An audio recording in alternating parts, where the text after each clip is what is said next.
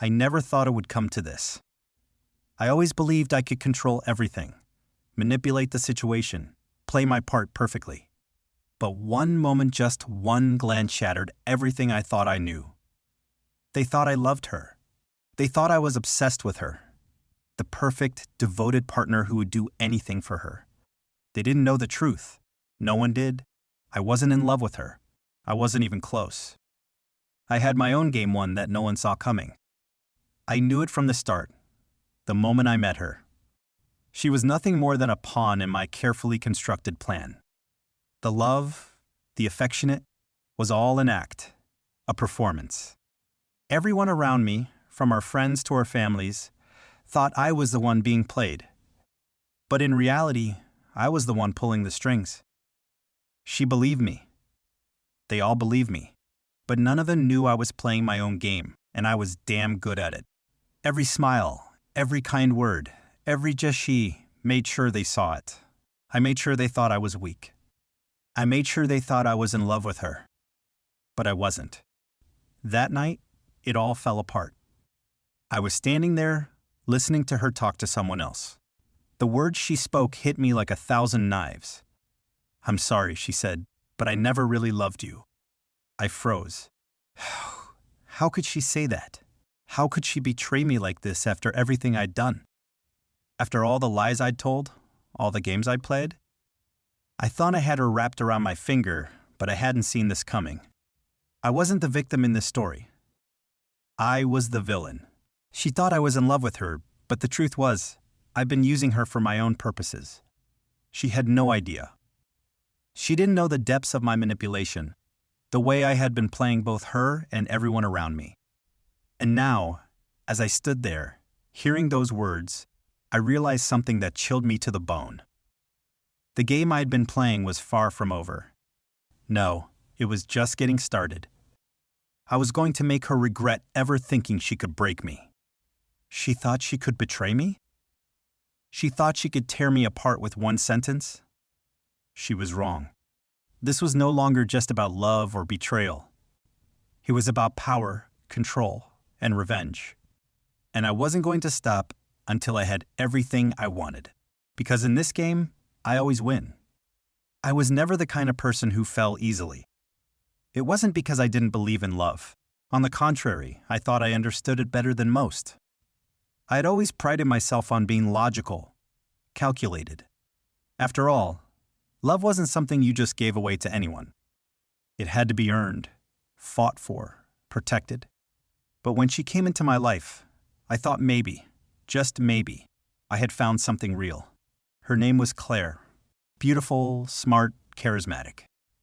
At first, she seemed like everything I had been looking for, someone who could match my intensity, my ambition. Someone who, like me, understood that love wasn't about chance or whimsy. It was about power, control, and making sure you were always a step ahead. When we met, it was at a party. One of those pretentious gatherings where people stood around pretending to care about anything but themselves. But then I saw her, standing by the window, the soft glow of the city lights dancing across her face. I couldn't look away. She was talking to a group of people, laughing in that way that made everyone around her feel like they were part of something exclusive, something important. But I wasn't interested in everyone else. I was interested in her. I walked over, introduced myself, and we immediately fell into conversation. What started as small talk turned into hours of genuine connection. She was quick, sharp, and we had the kind of banter that felt effortless. Every word exchanged felt like a promise, a step closer to something more. And before I knew it, I was hooked. In the weeks that followed, Claire became a constant in my life. We'd have dinners, spend weekends exploring the city, and talk about everything and nothing at all. We shared dreams, fears, and ambitions, and somewhere along the way, I convinced myself that I loved her. She believed it too. Or maybe she wanted to. I wasn't the only one who wore the mask. Claire had her own.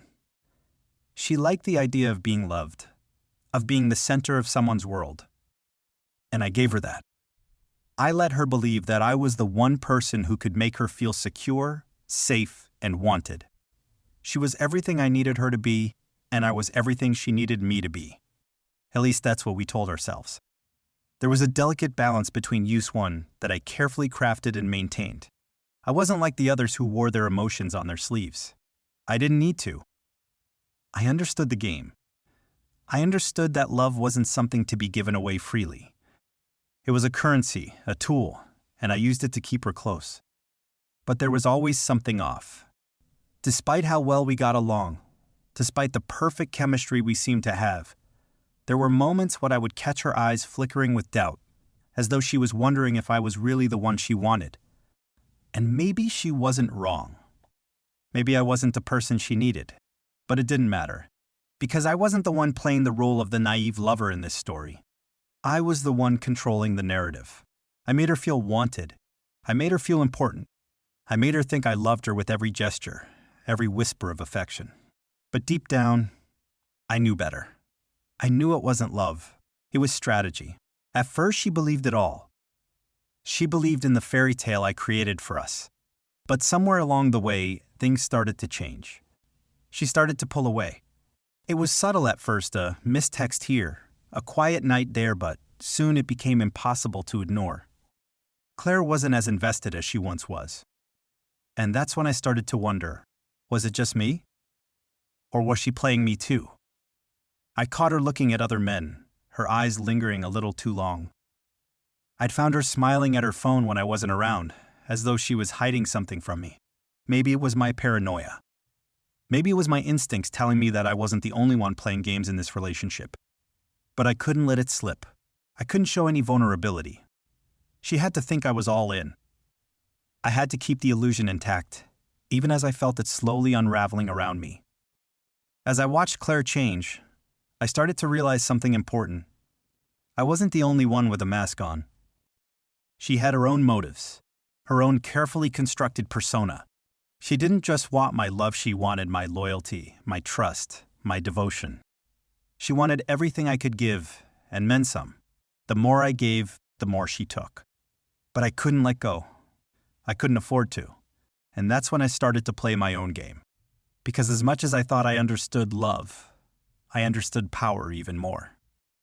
I had learned over the years that the strongest players were the ones who controlled the narrative. And for all of Claire's charm, for all of her beauty, I knew one thing for sure. I was the one writing this story. She didn't know it yet, but the game was just beginning. Everything had been perfectly orchestrated, just as I'd planned. Claire was mine at least. That's what I told myself every time I saw her smile, every time I held her hand. I kept the illusion alive, even as the cracks started to show. But it wasn't until that evening that I realized just how fragile my control over this entire situation really was. It all started innocently enough. We had plans to meet at a new restaurant in the city. Claire had been busy with work all week, and I could see the stress mounting in her eyes. I had been patient, playing the role of the perfect partner, offering my support, pretending everything was fine when I knew it wasn't. I could feel her slipping away, but I couldn't show it. I needed her to think that everything was still on track, that I was still the dependable lover who was always there for her. But that night, when I walked into the restaurant, everything changed. I'd arrived a little early, just enough to get a table and watch the crowd filter in. It was a busy evening, with the buzz of chatter and clinking glasses filling the air. I scanned the room looking for her, when my eyes fell on a figure sitting at a corner table, back to the door. It was Claire. But she wasn't alone. My heart skipped a beat as I watched her lean forward, laughing at something the man across from her had said. He was dressed in a sharp suit, his hair perfectly styled. He looked familiar, but not in a way that made sense. I couldn't place him at first, but there was something about the way they interacted that made my stomach twist. Claire had always been so poised, so careful around others. She never gave too much away, always controlled her expressions. Yet here she was, her hand resting on the table just a little too close to his. She threw her head back, laughing at something he said, the kind of laugh that wasn't just polite. It was real. It was genuine. A wave of anger surged through me, but I shoved it down quickly. It wasn't supposed to affect me. It wasn't supposed to bother me at all. But it did. And I couldn't help but wonder, who was this man? And why was she acting like this with him? I moved to the bar, pretending to check my phone as I tried to steady my breathing. This was just a coincidence, I told myself. She was probably just being polite, being friendly. But something inside me refused to believe that. There was a look in her eyes, something I had never seen before, something that sent a cold shiver down my spine. I couldn't sit there and do nothing. I had to know what was going on. Taking a deep breath, I made my way over to the table. My steps felt heavier with every inch I moved closer to them, like something was pulling me into an unknown territory. When I reached the table, Claire looked up, her face lighting up when she saw me. "Hey," she said, her voice bright, but there was a flicker in her eyes that made my heart race. "I didn't expect you so soon. This is Max, an old friend from work." Max. The name rang in my ears like a warning bell, but I forced myself to smile, extending my hand toward him. "Nice to meet you," I said, my voice steady, though my mind was anything but. "I didn't realize you two knew each other so well." "Oh, yeah, we go way back," Claire responded, her tone casual, but I noticed the way her hand subtly pulled away from Max's. Too subtly. I took a seat, my mind racing. What was going on? How much of this was really just a friendly get-together? And why did I feel like something was off? The conversation flowed smoothly, almost unnervingly so. Max seemed charming, well-spoken, and clearly comfortable with Claire. But beneath the surface, I couldn't shake the feeling that there was more to this than they were letting on. As the night wore on, I found myself watching them watching the way they interacted, the way Max leaned in when he spoke to her, the way Claire's eyes softened when he looked at her. They weren't just friends.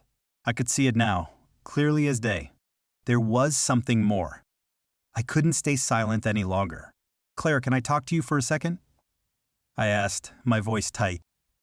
I wasn't sure where this was coming from, but I needed to know.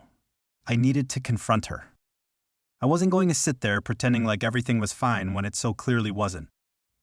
She excused herself from the table, and I followed her into the dimly lit hallway that led to the bathrooms. I caught her arm as she turned to face me. "Is there something going on between you two?" I asked, my voice lower now, laced with frustration. "You've been acting so different tonight, and I don't understand why. What's going on, Claire?" She looked at me, her eyes flashing with something I couldn't quite place. It wasn't guilt. It wasn't regret.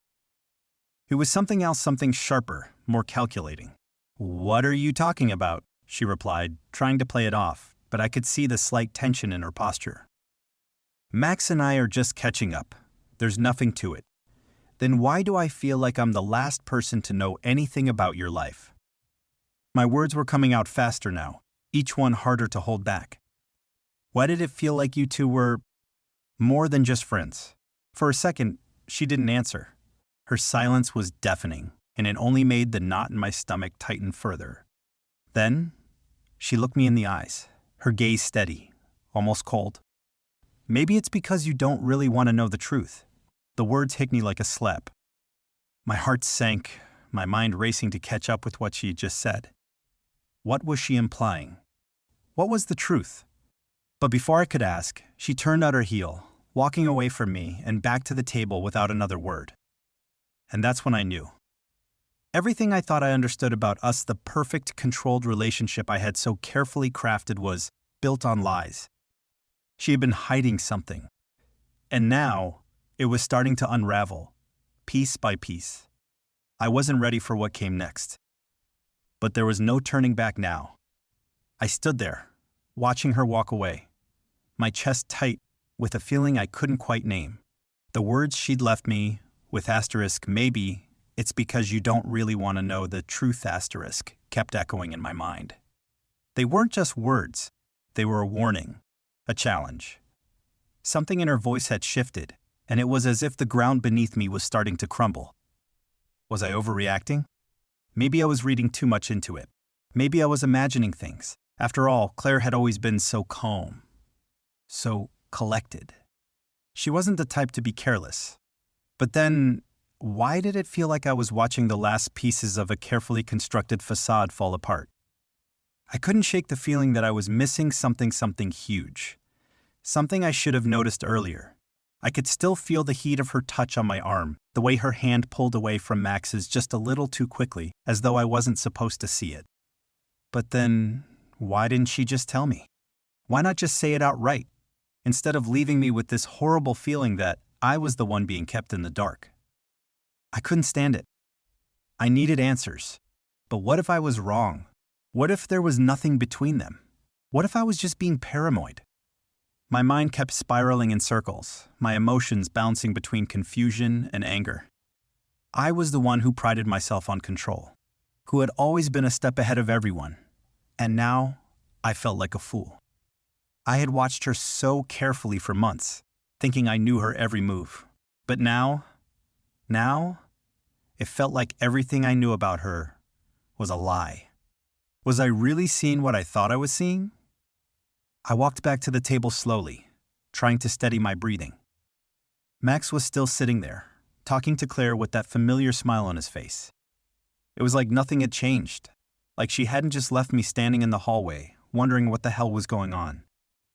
As I slid back into my seat, I tried to force a smile, but I knew it came off as strained. Claire seemed oblivious, as if nothing was wrong.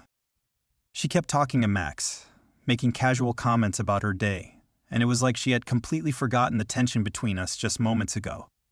I wanted to be calm. I wanted to let it go, to trust her, to believe that everything was fine. But deep down, something inside me was screaming that this wasn't normal. This wasn't how we worked. Was I imagining things? I kept asking myself that question over and over, but the answer was always the same. No. No, I wasn't. The way Max looked at her, the way Claire had reacted to me earlier wasn't in my head. Something was going on between them, and it wasn't just a coincidence.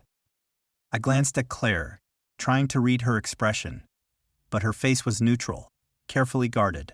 There was no sign of guilt, no sign of remorse. But there was something else.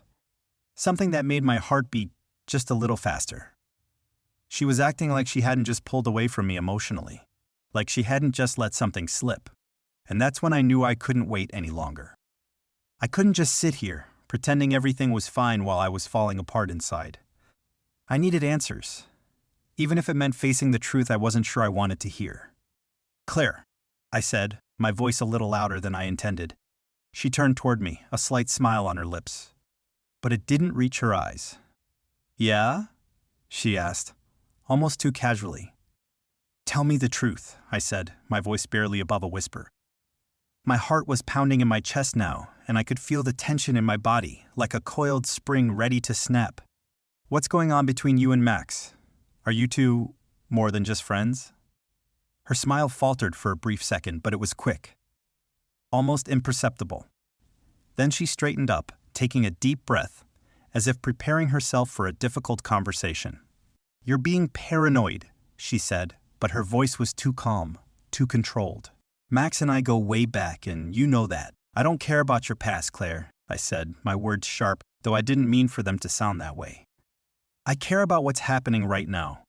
Why did you act so strange when I asked you about it? Why didn't you just tell me? What is going on between you two?" The words hung in the air between us, heavy with meaning. The restaurant noise faded into the background as I waited for her to respond, every second stretching into eternity. Claire looked at me for a long moment, her eyes narrowing just slightly, as if she was trying to read me, trying to gauge how much I knew. It was like she was weighing her options, deciding just how much she should reveal or whether she should reveal anything at all. "You're overthinking this," she said finally, but there was an edge to her voice now, a tone I hadn't heard before. "Nothing is going on, and I don't know why you're making it into something it's not." But something about her words didn't sit right with me. It was as if she was trying too hard to convince me of something that didn't feel true. And deep down, I knew she was lying. But why? Why was she lying to me? I felt the anger bubbling up inside me, threatening to spill over, but I couldn't let it. Not yet. I wasn't ready to confront her fully. I wasn't ready to accept what I knew in my gut was happening. I wanted to believe her. I wanted to believe that it was all a misunderstanding, that I was just being paranoid, imagining things. But the truth was already staring me in the face. Claire wasn't just my girlfriend anymore. She was something else, someone who had slipped out of my grasp without me even realizing it. And I couldn't stop wondering, had she already made her choice? The next day, the uncertainty gnawed at me like a persistent ache I couldn't shake off. Claire's words "are overthinking this" kept echoing in my mind. I wanted to believe her. I wanted to tell myself that I was just being paranoid, that my emotions were getting the better of me. But something inside me refused to let it go. I couldn't pretend anymore. I couldn't trust her the way I used to. Not after that night. I couldn't sit around waiting for her to come to me with the truth. If she wasn't going to tell me what was going on, then I would find out myself. I wasn't sure what I was expecting. Maybe I'd see Max in a completely innocent situation, and everything would be fine. Maybe I'd finally see the truth, whatever that was. But deep down, I knew the only way to calm my storm of doubts was to get the answers I so desperately craved. So, I did something I never thought I would do. I followed her. I told myself it was just for peace of mind, to ease the growing fear that something was slipping away from me, but part of me knew the truthy was desperate. Desperate to find some shred of clarity, some piece of information that would explain why everything had felt off.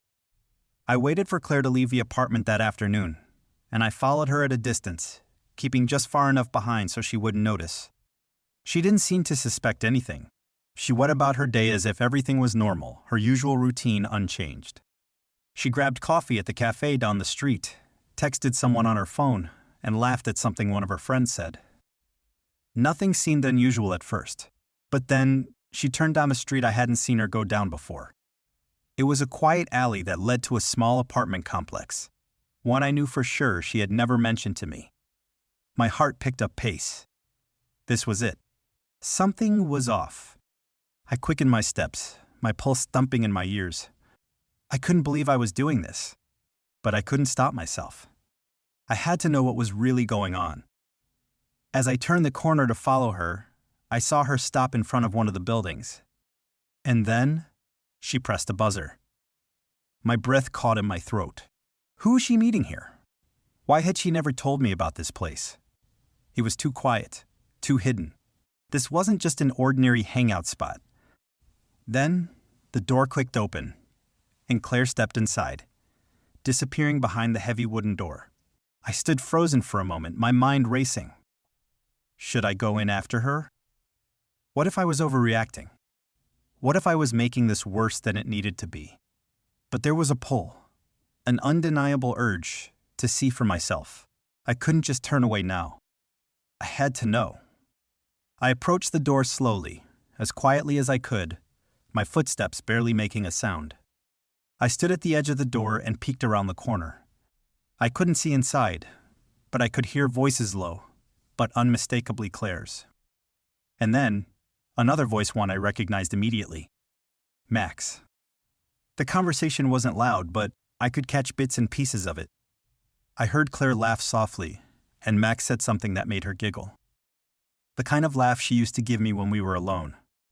The kind of laugh that always made me feel special. But now? It made my blood run cold. I took a step closer, unable to stop myself. My hand reached for the doorframe, but before I could do anything, I heard footsteps approaching. Panic shot through me. I stepped back quickly, my heart hammering in my chest. The door opened, and I had no choice but to retreat into the shadows. It was him. Max. He stepped out, adjusting his jacket, as if nothing out of the ordinary had just happened. He didn't see me. He didn't even look around. But the cold pit in my stomach only deepened as he walked away, disappearing down the street. I didn't know what to do. I didn't know what I had just witnessed. But one thing was certain. This wasn't just a misunderstanding anymore. Something was going on between them. And it was deeper than I had imagined. I stood there for what felt like an eternity, my mind spinning. The reality of what I had just seen crashed into me with the force of a wrecking ball. Claire wasn't just meeting him for work or casual conversation. There was something more. Before I could make sense of it all, my phone buzzed in my pocket, breaking through the suffocating silence. I pulled it out and saw her name flash across the screen. Claire. Hey, I'm sorry about earlier. Let's talk tonight when I get home. Promise. I didn't mean to upset you. I stared at the message, the weight of everything I had just witnessed sinking in. I felt a sickening sense of betrayal wash over me. The lies, the secrecy. I had been right all along. She had been hiding something from me.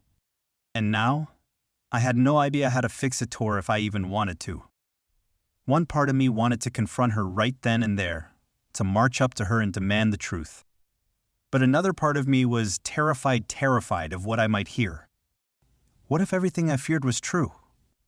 What if she had already made her choice, and I was the one left in the dark? The worst part? I wasn't sure which one terrified me more, the truth or the thought of losing her. I had to face it. There was no going back. Everything I thought I knew about us had been shattered in one simple moment. And now, I had to decide whether to keep pretending or to face the painful truth head on.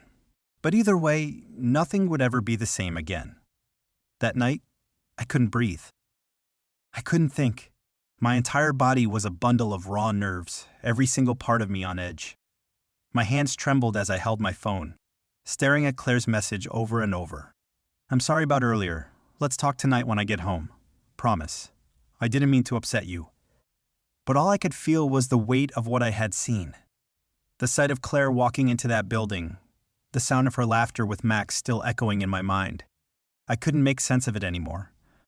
The lies, the secrecy, it was all falling apart, and I didn't know how to put it back together. I had to confront her. I had to hear it from her own lips. I couldn't go on like this, lost in a sea of questions. I had to know what was really happening, even if it tore me apart.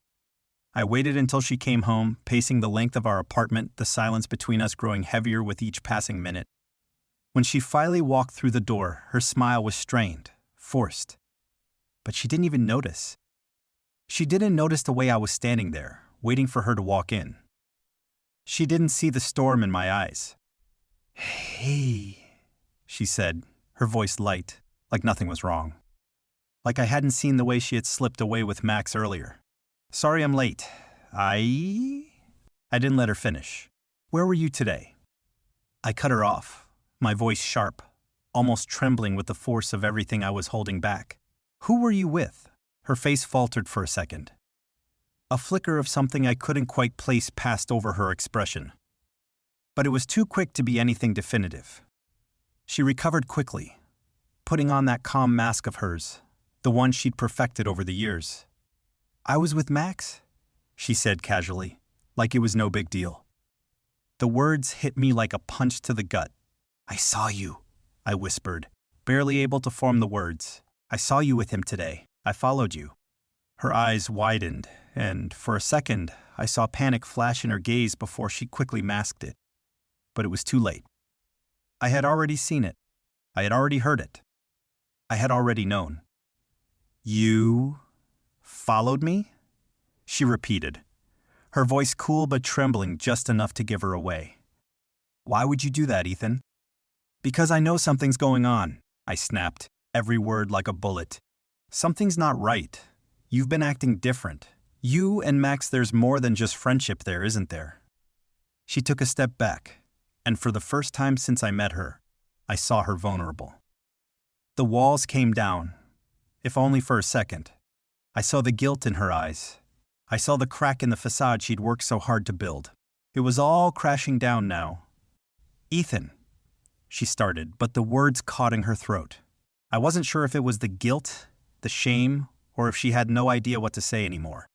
Whatever it was, I could see it. She was caught, trapped in the web of her lies. "Don't lie to me, Claire," I said, my voice breaking despite my best effort to remain calm. "I know what I saw. I know you've been hiding something from me. And I need you to tell me the truth. What is going on between you and Max?" She was silent for a long moment, and in that silence, my heart twisted. I had never felt more lost in my life. The woman I loved, the woman I thought I knew inside and out, was standing in front of me, and I had no idea who she was anymore. All those years of trust, of love, of shared moments, now felt like they meant nothing. Her shoulders slumped, and she sighed. It was the kind of sigh that felt like the weight of the world. She knew she couldn't hide anymore. "You're right," she said quietly, her voice almost breaking. "There is something going on, but it's not what you think." I stared at her, feeling my pulse race. The words hung in the air between us, heavy and suffocating. I couldn't speak. I couldn't breathe. The air in the room seemed to close in on me. "What do you mean?" I managed to choke out, barely able to form the words. "What is it then, Claire? What is going on?" She looked at me, her eyes filled with a mixture of guilt and something else, something I couldn't name. She opened her mouth to speak, but no words came out. She looked down at the floor, as if trying to find the strength to continue, but I could see the shame in her eyes. "I never meant for it to go this far," she finally whispered. "But I've been seeing Max for a while now.